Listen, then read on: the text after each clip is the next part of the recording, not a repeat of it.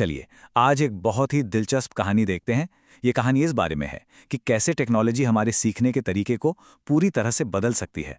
मतलब सिर्फ तथ्यों को रटना नहीं, बल्कि उन्हें असल में महसूस करना। तो शुरुआत एक सीधे से सवाल से करते हैं। सोचिए जरा, कोई ऐसी चीज जिसे हम देख नहीं सकते, उसके बारे में सीखते कैसे हैं? खासकर जब बात हो हमारे अपने शरीर जैसे जटिल सिस्टम की, तो सिर्फ किताबों के डायग्राम से इसे समझना वाकई एक बहुत बड़ी चुनौती है। चलिए चलते हैं एक साइंस क्लास के अंदर। यहाँ मायरा और उसके दोस्त एक मुश्किल सवाल से जूझ रहे हैं कि आखिर शरीर के अंदर खून और हवा एक साथ काम कैसे करते हैं। और यहीं आकर पता चलता है कि पुराने तरीकों में क्या कमी है। मायरा ने डायग्राम तो कई बार याद किए हैं, लेकिन वो ज्ञान उसे कभी असली नहीं लगा, जुड़ा हुआ महसूस नहीं हुआ, क्योंकि रटना और समझना ये दो अलग अलग बातें हैं। तो असली दिक्कत यही है। किसी डायग्राम के लेबल रट लेना एक बात है, और किसी प्रक्रिया को असल में चलते हुए, काम करते हुए समझना बिल्कुल दूसरी। इन दोनों में जमीन आसमान का फर्क। और फिर कहानी में एंट्री होती है एक बहुत ही मामूली सी दिखने वाली चीज की, एक कार्डबोर्ड हेडसेट। और यही बनने वाला है सीखने की एक नई दुनिया का दरवाजा। मायरा का सोचना बिल्कुल सही था। भला इतनी हल्की सी गत्ते से बनी चीज वो हफ्तों पुरानी उलझन को कैसे सुलझा सकती है? ये वो पल था जहां थोड़ी शंका थी और थोड़ी सी उम्मीद भी। तो अब जो होने वाला है वो सच में कमाल है। हम क्लासरूम की दुनिया को पीछे छोड़कर सीधे इंसान के शरीर के अंदर एक सफर पर निकलने वाले हैं। मायरा ने जैसे ही वो हेडसेट पहना, सब कुछ बदल गया। क्लास का शोर धीरे धीरे बिल्कुल गायब होने लगा। ये एक गहरे अनुभव की शुरुआत थी। और शोर की जगह एक गहरी धीमी लय सुनाई देने लगी।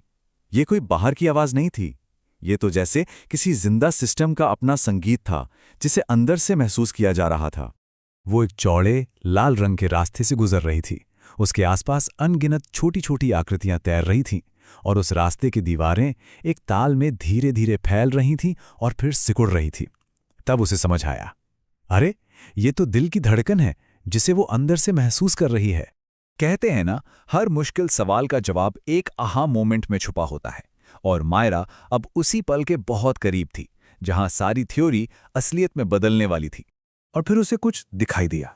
उसने देखा कि पतली दीवारों के पार कुछ मुलायम बुलबुले जैसे गुच्छे हैं जो भर रहे हैं और फिर खाली हो रहे हैं।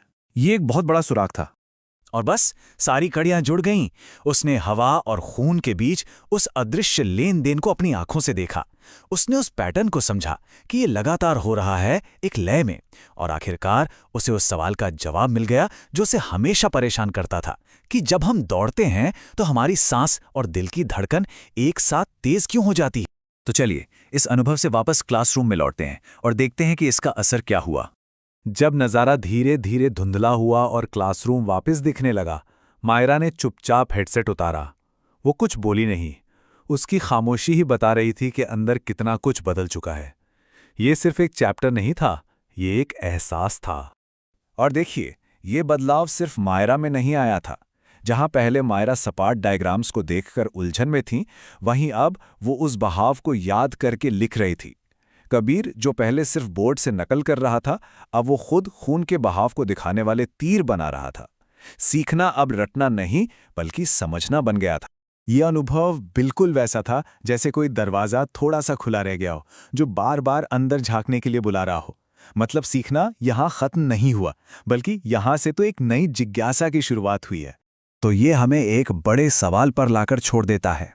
सोचिए, अगर सीखने का ये तरीका हर जगह इस्तेमाल हो, अगर इतिहास को जिया जा सके, अंतरिक्ष में सच में सफ़र किया जा सके, या किसी कला को उसके बनने के प्रोसेस के साथ महसूस किया जा सके, तो सीखने की दुनिया कितनी बदल जाएगी। ये एक ऐसा सवाल है जो सोचने पर मजबूर करता है।